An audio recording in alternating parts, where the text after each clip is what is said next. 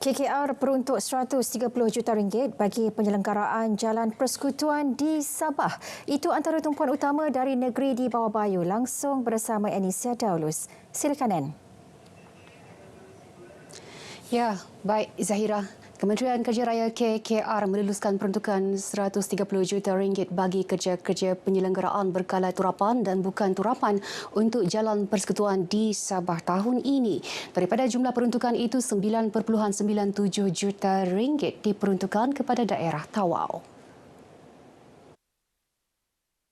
Menterinya Dato' Sri Alexander Nantalinggi menyatakan demikian selepas meninjau dua lokasi di Jalan Persekutuan R13 Jalan Sandakan Tawau yang mengalami kerosakan struktur jalan dan pembentung. Sebenarnya kita memerlukan kurang lebih 4 bilion untuk kita kalau nak sempurnakan semua jalan di seluruh Malaysia ini. Ya, tapi dalam setahun sejak berapa tahun sudah, kita dalam bajet tahunan hanya mendapat kurang lebih 1 bilion. Sebab itu ada yang dikatakan backlog, ya, yang tidak mencukupi lah untuk kita gunakan kalau kita nak sempurnakan kualiti jalan kita. Sementara itu, hasil tinjauan ini, Dato' Sri Alexander berkata, KKR mempertimbang meluluskan peruntukan bagi membaiki kerosakan struktur jalan di lokasi pertama kerana boleh mendatangkan risiko kepada pengguna. Manakala RM1.5 juta diperuntukkan bagi membaiki kegagalan pembentung yang dijangka siap sepenuhnya Oktober ini. Pelaksanaan kerja-kerja penyelenggaraan ini sepenuhnya di bawah pengawasan Jabatan Kerja Raya JKR Sabah. Dato' Sri Alexander berharap pasukan projek Lebuh Raya Pan Borneo Sabah dan konsensi penyelenggaraan dilantik dapat mengekalkan momentum kerja pembinaan dan penyelenggaraan yang menepati kualiti, kos dan masa ditetapkan. Sebanyak 20,000 pokok bakau ditanam bagi melindungi pesisir Sungai Mangkalitan Tawau di samping menyokong biodiversiti dan menangani perubahan iklim menerusi penyerapan karbon. Menteri Sumber Asli dan Kelestarian Alam Nik Nazmi Nik Ahmad berkata, Sabah antara kawasan terbesar bagi penanaman semula pokok bakau iaitu sebanyak 70% berbanding negeri lain. Nik Azmi menyatakan demikian dalam Majlis Penanaman Pokok Bakau sempena Hari Pemuliharaan Ekosistem Bakau Sedunia di Tawau. Teks ucapannya disampaikan Timbalan Ketua Setiausaha Sumber Asli, Nur Syam Abdul Latif. Nik Azmi berkata kempen penanaman 100 juta pokok hampir mencapai sasarannya dengan 91.16 juta pokok telah ditanam setakat Julai ini.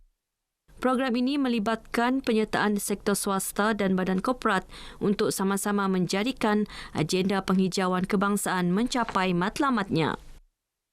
Kami bekerjasama dengan syarikat korporat yang ingin membuat penanaman pokok bakau, pokok hutan dan juga pokok landscape, dan banyak permintaan daripada syarikat korporat swasta untuk menanam pokok bakau. Itu mengenal pastilah kawasan-kawasan yang mungkin terosot yang boleh dipulihkan semula lah.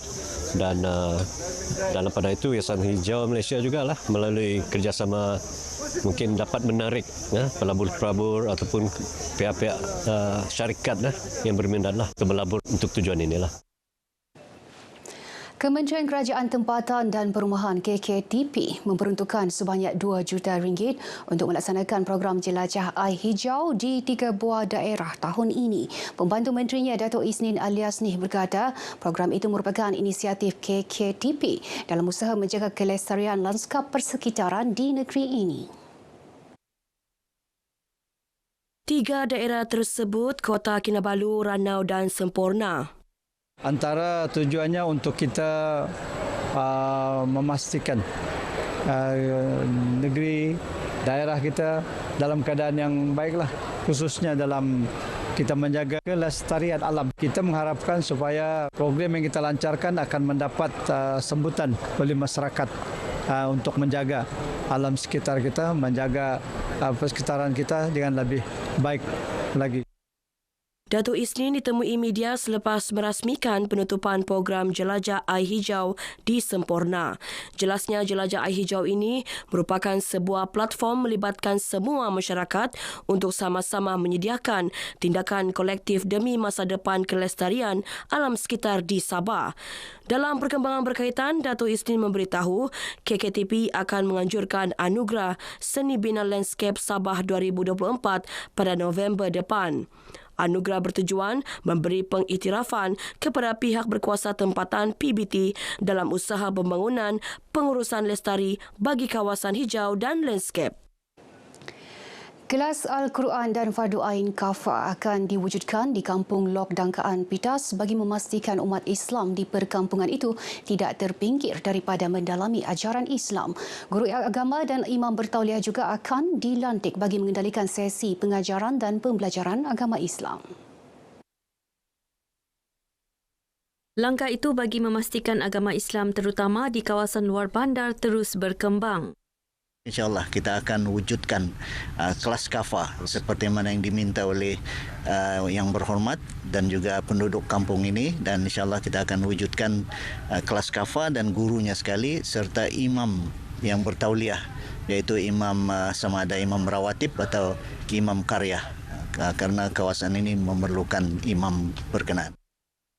Datuk Dr. Muhammad Arifin yang juga Menteri Sains, Teknologi dan Inovasi menyatakan demikian kepada pemberita RTM selepas merasmikan mini loji rawatan air bersepadu di Kampung Lok Dangkaan. Kampung terletak lebih 60 km dari Pekan Pitas ini mempunyai lebih 50 keluarga beragama Islam. Sebanyak 1,000 benih udang galah dilepaskan di jeti Kampung Senajah Pitas. Pembantu Menteri Pembangunan Luar Bandar Datuk Seri Dr. Rudi Awah berkata pelepasan benih udang itu bagi menjaga ekosistem Sungai Bengkokah selain memperbanyak spesies berkenaan. Kita bawa Sungai Bengkokah ini adalah satu sungai yang sebenarnya udang galah yang ada di sini, dan kita bagi bibit. Harap-harap dengan adanya bibit itu maka lebih banyak lagi lah udang galah berada di sungai daerah Pitas ini. Datuk Seri Dr. Rudi menyatakan demikian selepas program pelepasan benih udang bersama Menteri Sains, Teknologi dan Inovasi Datuk Dr. Muhammad Arifin Muhammad Arif. Terdahulu, Datuk Seri Dr. Rudi yang juga adun Pitas mengiringi Datuk Arifin melawat surau dan masjid di sekitar daerah itu bagi mengenal pasti masalah dihadapi penduduk. Turut disampaikan sumbangan khas dan utiliti RM5,000 daripada MUIS kepada Masjid Kalumpang Pitas. Majlis Ziarah Hijrah Rumah Warga Tua merupakan salah satu aktiviti yang diadakan sempena sambutan Ma'al Hijrah 1446 Hijrah 2024 Masihi peringkat Perbandaran Tawau. Program tahunan itu bagi menyantuni warga tua selain menyumbang keperluan kepada golongan berkenaan. Ahli Dewan Undangan Negeri Adun Balung Datuk Hamil Awang berkata majlis ziarah ini wajar diteruskan. Amat baik sekali yang perlu kita contohi kerana kita dapat menyantuni masyarakat warga tua kita dan juga masyarakat yang ada yang terlantar di rumah sakit, khususnya rumah sakit Tawau. Jadi kita berharap mudah-mudahan program ini akan dapat kita lanjutkan ke tahun-tahun yang akan datang. Datuk Hamil ditemui pemberita di rumah warga tua Air Panas Tawau. Majlis ziarah ini diadakan dengan kerjasama Majlis Perbandaran Tawau, Jahins, Pusat Zakat Sabah Cawangan Tawau, Jabatan Kebajikan Masyarakat dan Perbadanan Baitul Mal Negeri Sabah. Turut disampaikan sumbangan kepada 42 penghuni rumah warga tua ini.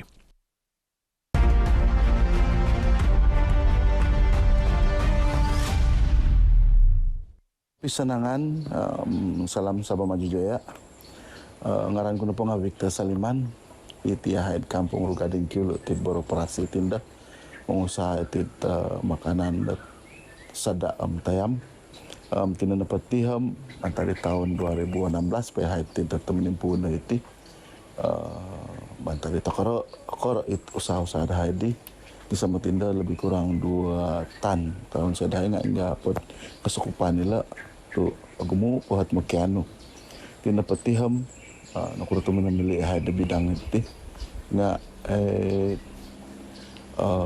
Agumo permintaan atau kita aku kaisa kedua napa nga perlu aku dapat paila dan tengah petani tengah pengguna mamatayam ngai amit mangakan ngai dan tengah tayam ingala titi sebelum karikat lebih jam makan teko perlu teko ilahan at nunu nakan lagi tengah tayam teko di supaya asihat teko agumo bantuan kerajaan dan anda hati antara 2016 lagi semtilang pun sikau kerajaan itu sentiasa membantu menolong dahai pun sikau.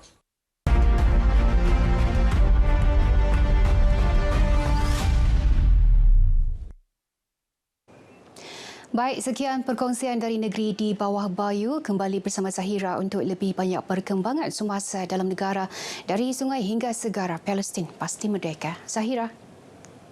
Baik, terima kasih Anne.